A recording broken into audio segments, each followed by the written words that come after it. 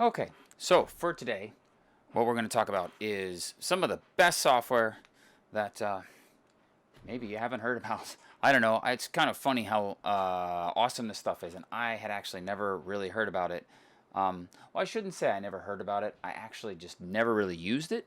Um, I kind of heard about it. Was like, whatever. But as I've started to teach game design a little bit more, um, I guess I've kind of gotten more into that side of computer software and all that sort of stuff. And yeah, found MakeHuman. MakeHuman is awesome. MakeHuman is just a great piece of software. Um, Up until now, for like the last, I don't know, 5 or 6 years or so, I've been using Adobe Fuse. So we're going to talk a little bit about how you use MakeHuman, its differences for those of you who are used to Adobe Fuse and that sort of thing. I'll probably draw some comparisons there. But really, we're just going to be trying to just do a general overview of MakeHuman, how to install it, and that sort of thing, because it is a little special in the way that you install it, the way you use it. It's a little different. We've had a few challenges in using it in a multi-user environment at school, but I'm actually starting to teach my game design class with it, and so far I'm loving it. Just some of the challenges of getting some of the like the clothing and that sort of stuff is kind of an issue, but we'll go from there. So without anything else, we're just going to start looking at the website here.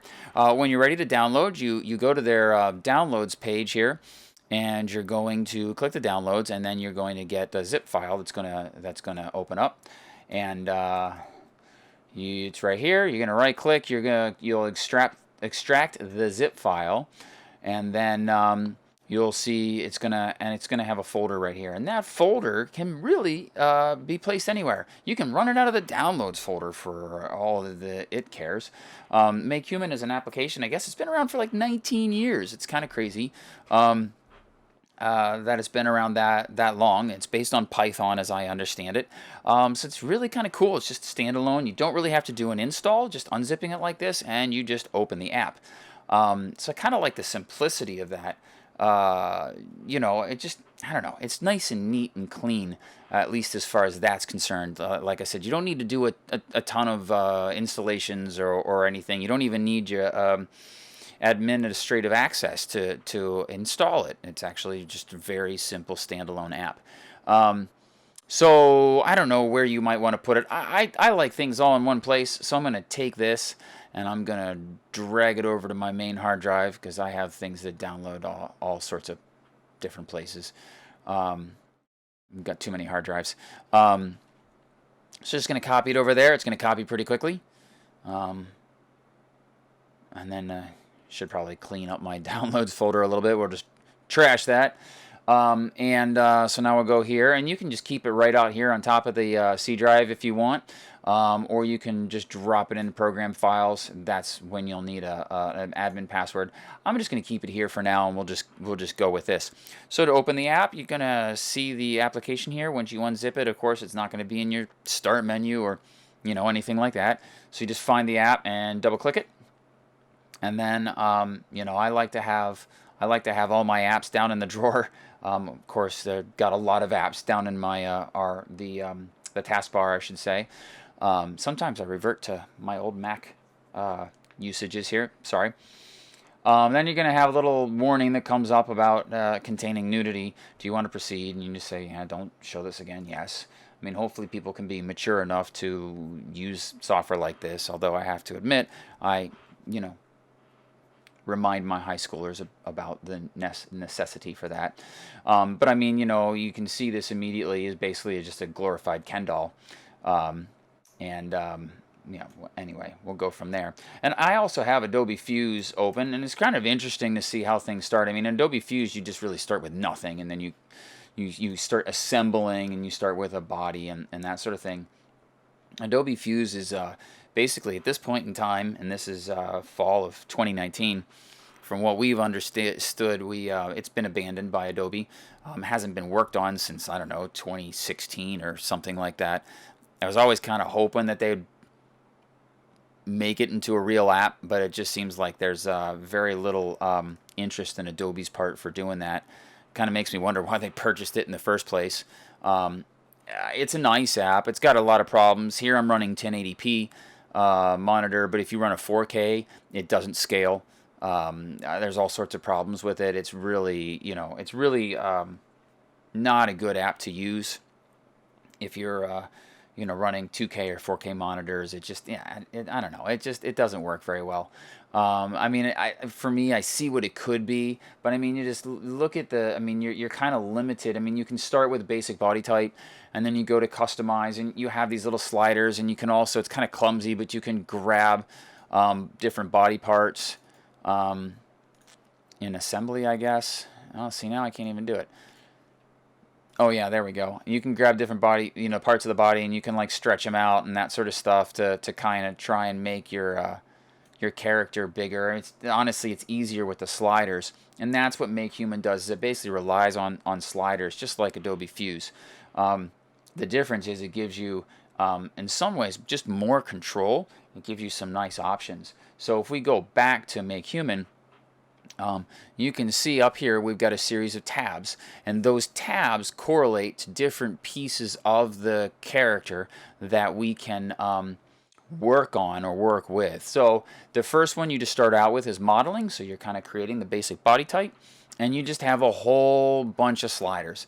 And the first is gender, and it's just going to start in the middle, and you can go to the right, which is more male, left is more female. And one of the things, it's kind of funny.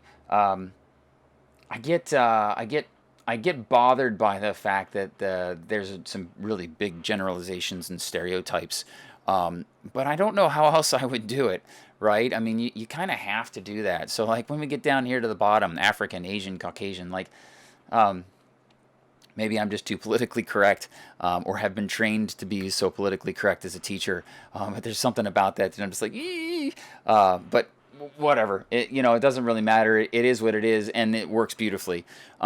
So we can go to a more male, or you can go to a more female, and you can just see how it generalizes slimmer neck, bigger hips, that sort of a thing, to kind of make the character look a little bit more one or the other. And it really works. I mean, again, it's generalizations.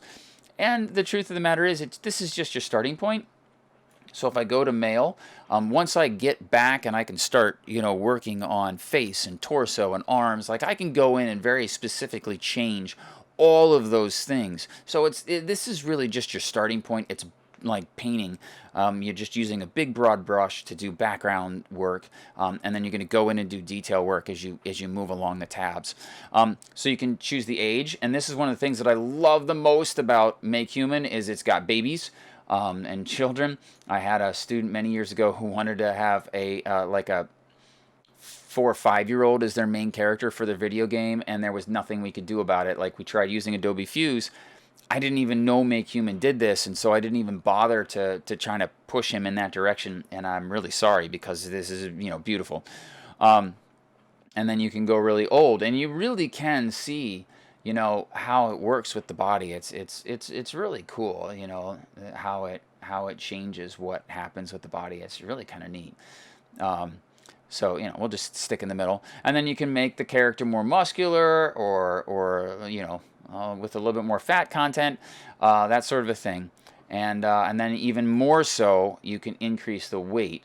And if the weight, what's neat is how they work together. If the muscle is high and the weight is high, then he gets really super muscular. If the weight is high and the muscle's low, then he gets actually really obese. And it's really cool how you can just create such different characters just with these sliders. I'm very impressed. I always have been, and I don't mean to gush too much, obviously. I literally have been using this for just a few weeks. And just a general overview, I'm probably not even that good at it yet, but it's just wonderful.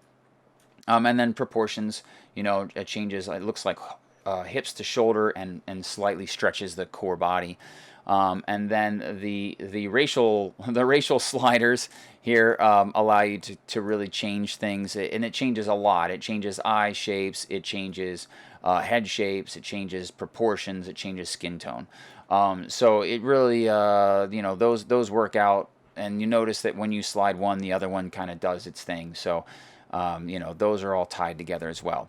And then you go to a gender-specific tab, where you can control the breast size and all that sort of stuff. And I give them credit. The ability to just have this kind of control in free software is just awesome. We're working with a male character right now, so it doesn't really matter. But your ability to have all these controls to really fine tune a character, I think is really cool, and it's very powerful. I always have my students sketch out their designs first on paper. And one of the reasons why I do that is because I don't want them to be thinking within the limitations of the software. I always want them to be working from their own creativity, and then figuring out how to make the software do what they want. But with Adobe Fuse, we were constantly frustrated with things like that. That were really cool. Yeah, there's a genitals area too. So yeah, you can add genitals for the male. What I do for video game design, we don't need that in any way, shape, or form. So, but again, to be the ability to have that power is pretty cool. So now you can go into the face. Whoops, I get used to Blender and stuff, and then the controls are a little tough. And so now here you can do, just really basic stuff, like you can make age, so it'll grow the nose and grow the ears, and bring out the jaw a little bit, and everything. You can change how much fat supposedly is in the head. And I guess it's really important as I'm going through this to kind of recognize the fact that as you're doing this, all these things are very interdependent upon each other. So if you just put a ton of head fat on here, it looks really weird with a slender character. So things kind of need to mesh together.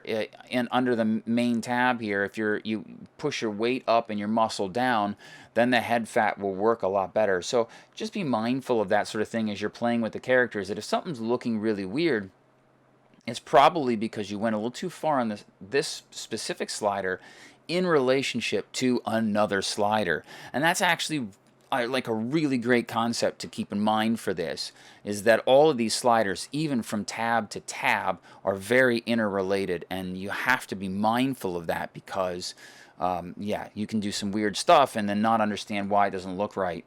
That's basically it. The other thing that I love about MakeHuman is you can sit here and you can click on these things here, and it will go to a different category. So say I want to control just the left ear, just the right ear, just anything that has to do with the chin and the jaw. Then the overall head shape. Like, there is just so many things that you can do.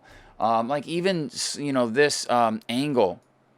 Like where you can, it kind of looks weird when you go back like that. I don't know why you'd want to do that. But setting the head slightly forward with the forehead forward just gives you the ability to really kind of, make the character, honestly, it's a little more brutish, maybe a little more aggressive. And then if this looks too big, then you can go back down here and you can kind of bring the back of the head in a little bit. And now the head again starts to look more normal. So it's just, I don't know. I love it. It's really cool, the ability to just kind of do this overall. And then you can adjust the head size. So I can adjust, like, the scale depth is like front to back. It's hard not to laugh sometimes when you do this. And you can stretch the head this way and a little bit taller if you want to, give them a little bit more of a forehead. I find that that's actually really helpful, because I find that MakeHuman has a tendency to make the male head a little bit smaller than I personally like, although it's a little bit too big right now. But yeah, it's definitely, there we go. That's looking a little bit better. I'm actually almost back to normal, just a little bit of a stretch there. So that's really cool, and you can go in there and you can do mouth features where you can put dimples in, laugh lines. It's really awesome to think that technically you're paying for Adobe Fuse, even though it is kind of abandoned software, and this is available for free. Yeah. Anyway, so then we can go to the torso, and again, it's just nice and simple. I'm not going to spend too much time on these now. You can scale the torso in depth this way, You can scale this way, give them broader shoulders and a broader chest and all this sort of stuff. And then over here, you can very specifically, again, do these categories. I kind of wish, if I had one complaint about MakeHuman, it's that I wish that the categories were over here somehow. And I don't know how you would do that. Maybe a third layer of tabs. It just seems a little awkward to me to go over to the right side and click and then go back over to the left. I don't know. I like efficiency in a software, and I think having to go across the screen and then back and forth like that is, you lose a little bit of time that way. But it's not a big deal. I can't argue, right? Because I haven't paid a cent for this, which is just the coolest. So then you got arms and legs. You can do all sorts of things. Right hand, right foot, left foot, the shoulders, everything. And it's all very specific. And then legs in general, you can stretch them out just by the upper, lower legs, really adjust the proportions. It's actually, really kind of cool what you can do. I also really like the fact to do a randomization. So you can just hit randomize, and it's going to do it through a process, and it randomizes. I wonder, can I undo that? Yeah, there, see, and you have an undo too. So I really love that. Just realize that it does everything. It randomizes gender, everything. And then customize. I haven't played with that too much, but you can download customizations or do your own customizations, which is pretty cool. And then my favorite thing is the measure tab. And so what you can do here is you can very specifically, whoops, I always scroll the wrong way with this program, change the diameter of certain pieces. So you have a cross section, essentially, of different portions of the body, and you can create a thicker cross section, and I love it. And what's neat is it's very different. So I can create a muscular, character, and then I can say his forearms are going to be even more muscular than what the default might be. Whoops, that's length. There we go. And just give him a little extra beef in the wrists there, and just really kind of work that. It's awesome. Of course it is. Now we get to geometries, and this is where it gets a little complicated, and I wish there was some smoother way of doing this, and yet I understand what they're doing and why they do it. Your selection of clothing that comes with MakeHuman is very, very limited. And of course it is. And one of the reasons why is because it's open source. And so what they want you to do, and what they have built for anyone who uses this software, is an incredible repository of open source community-based clothing.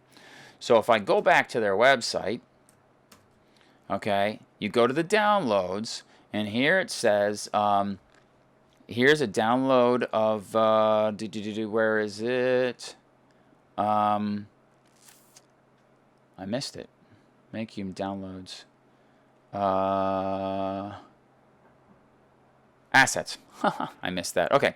So once you click on assets, yeah, been a day. Once you click on assets, now you have some really awesome and basic places where you can download individual objects, hair, clothing, all that sort of stuff, and place it into the application. So I'm gonna go ahead and do this, and I love the rating system. I like the categories and everything. You can group them by category, and that sort of a thing. So what you can do is you can just basically have robes or other types of stuff that you can download and go through. So let's just do a, let me go back here. Let's go back. And you can also filter stuff too. So I can say, I want a, shirt, t-shirt, sweater, that kind of a thing. Okay, sorry, I got interrupted by my one of my children. Happens a lot. So, anyways, you can see here you've got authors and categories for what you're looking at and downloading, and you can just kind of find a whole bunch of stuff that's on here. I mean, it's actually really cool. And then when you click on it, what happens here is you get kind of a preview of what the object can look like down here. And then it's going to show you the objects, the different files, and the textures that you need for this object. So what you have to do, and this is where MakeHuman gets a little weird. What you have to do in order to download this stuff is you got to download it, but you got to download it into the right place. There's actually 2 places that you can download it to, and a lot of it just depends on what you want to do. So let's see, if I go back here and you take a look at it here, you have on my main drive, I have the MakeHuman folder, and then there's a data folder. And inside that data folder, you have a whole bunch of folders that correspond to the different kinds of objects that you might have. Clothes, animations, expressions, eyebrows, eyelashes, eyes, and so on and so forth. Or, and let's go here, you open up your documents folder, and here you have MakeHuman, V1, and then data, and again you have these folders that you can drop stuff into. So I guess it really just kind of, from what I have gathered using it, and I could be completely wrong, and if I am, leave a comment below that I'm doing this wrong. A lot of it just depends on whether you want this to be something that's downloaded for you as an individual user, in which case you have the stuff in the documents folder.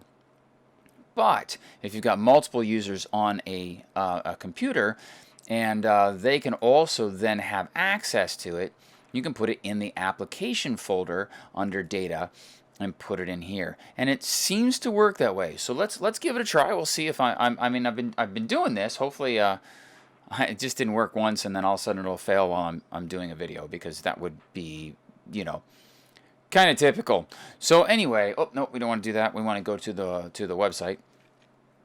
So here's here's the website. This is a leather vest.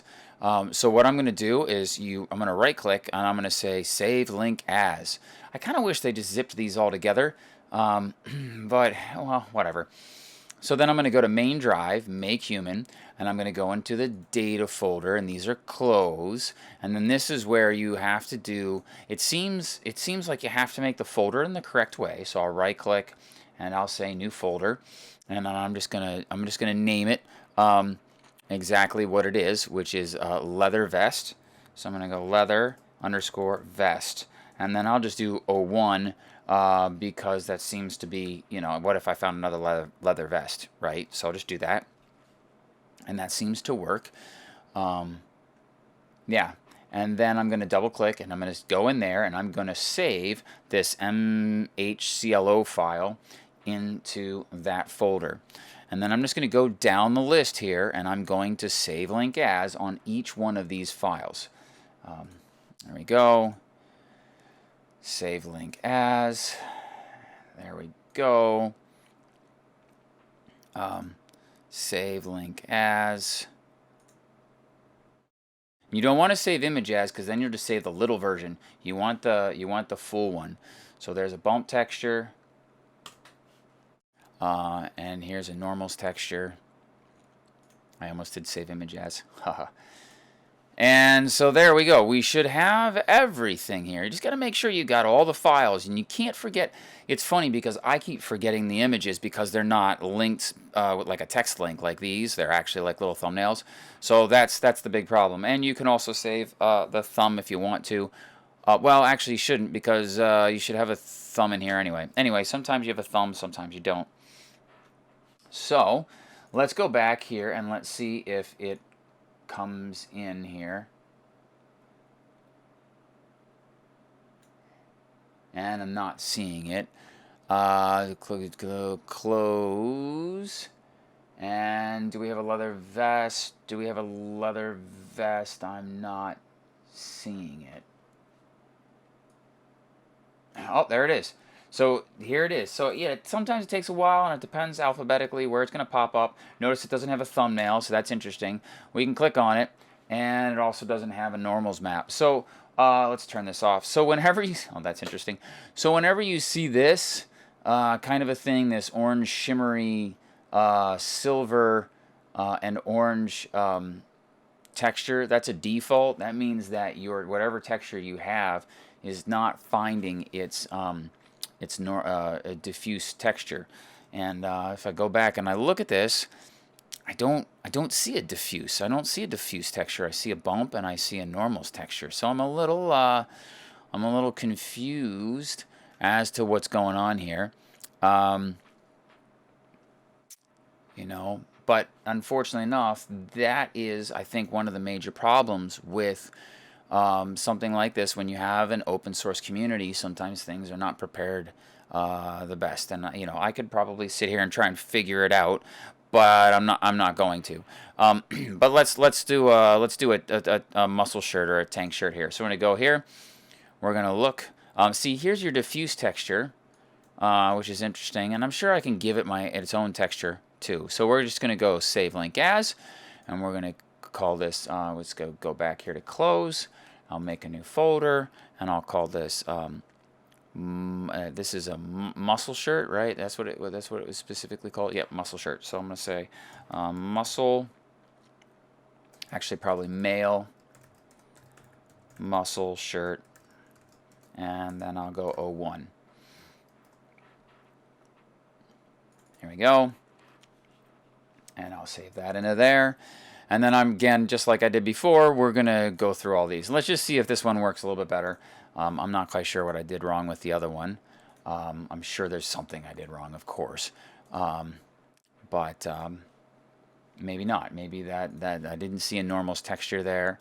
So, or diffuse texture, I mean. So yeah, save image as. Boom. There we go. There's our little preview. Let's go back here. And so I find, you know, go out of that tab and back in. And there's our muscle shirt. And it's coming in underneath the vest, which makes a lot of sense. So we'll turn the vest off. And yay, we got a muscle shirt. I got to find the pants.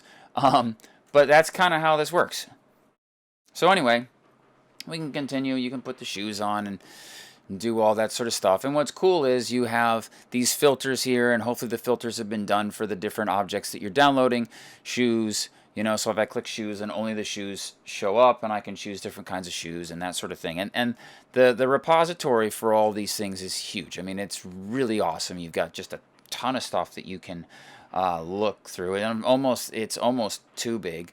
And I kind of wish that your ability to sort was a little bit better, but it's actually really cool. You can come up here and you can basically do anything you want. So there's weapons and tools. So if I hit apply, well, nothing there. Interesting. Helmets. And we got lots of helmets and all that sort of stuff. And so you can, you know, go in here and take a look at this and save it exactly the way that I just showed you. That would look interesting with the muscle shirt. So basically, that's geometries, and materials is now where you can start changing, you know, stuff. So let's see here if I can change so I can click on the tank here, or the shoes, and you see that I really only have one material for it. You can also go to the skin, and you can change the skin color, and it gives you different types of skin tones and that sort of a thing. And you know, gives you the ability to kind of see all these different types of skin tones, different types of. So here we've got old man, and so you see it's actually got nice series of wrinkles and everything like that. So it's really you know, pretty comprehensive. Tune is kind of cool, but I can't see ever using that, at least not in most video games, because I just think it'd be too hard to match my environment to my character. You can change the color of the eyes. I mean, there's just a ton of stuff that you can do. It's really cool. It's actually really bothering me that my guy does not have pants. So I'm gonna go. Let's give him some pants.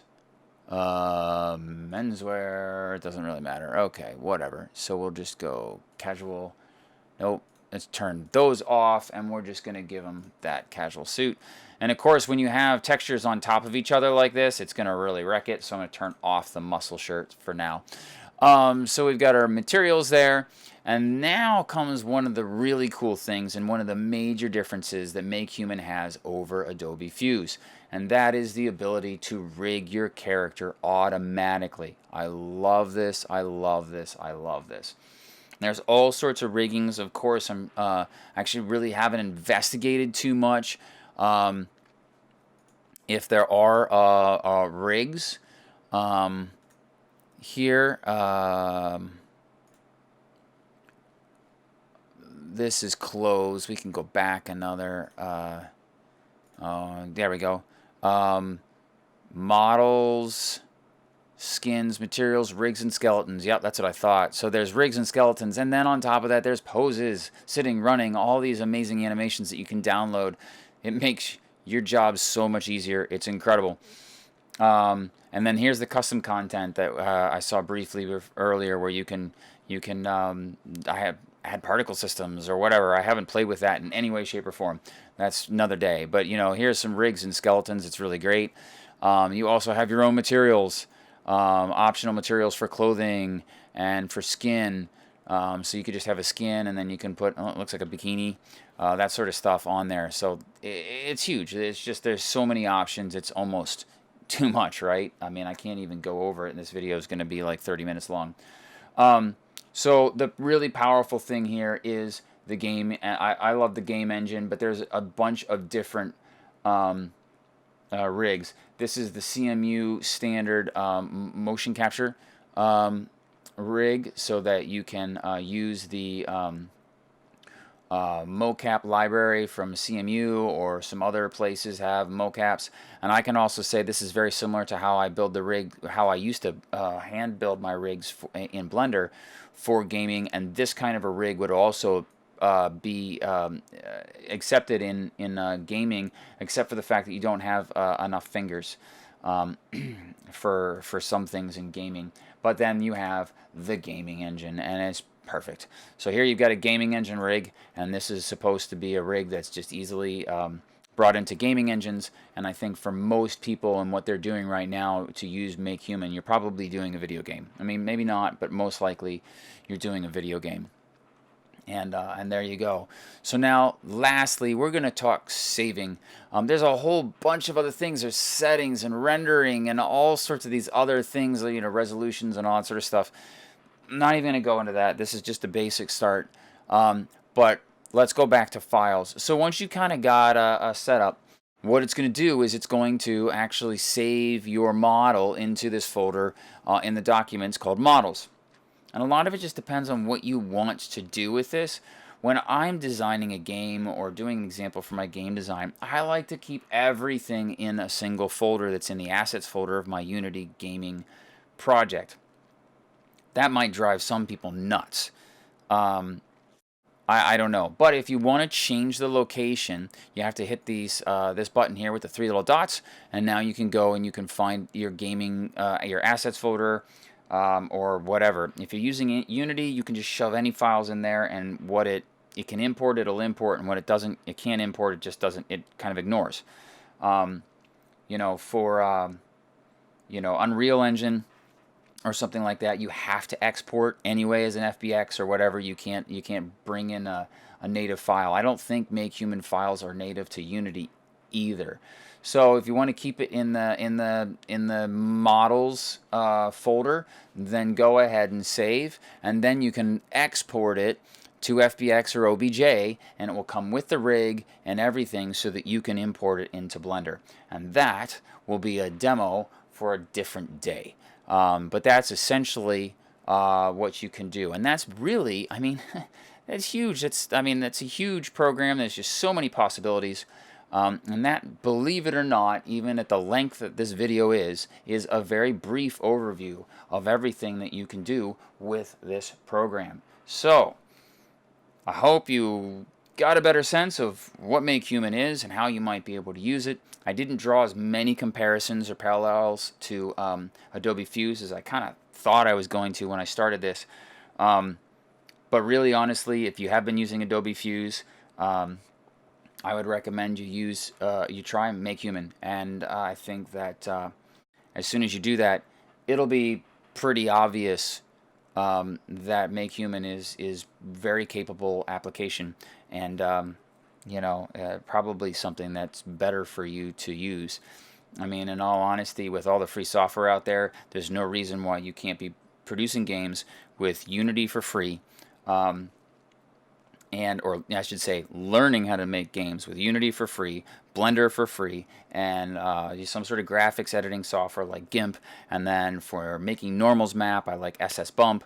There's just a whole bunch of free applications out there.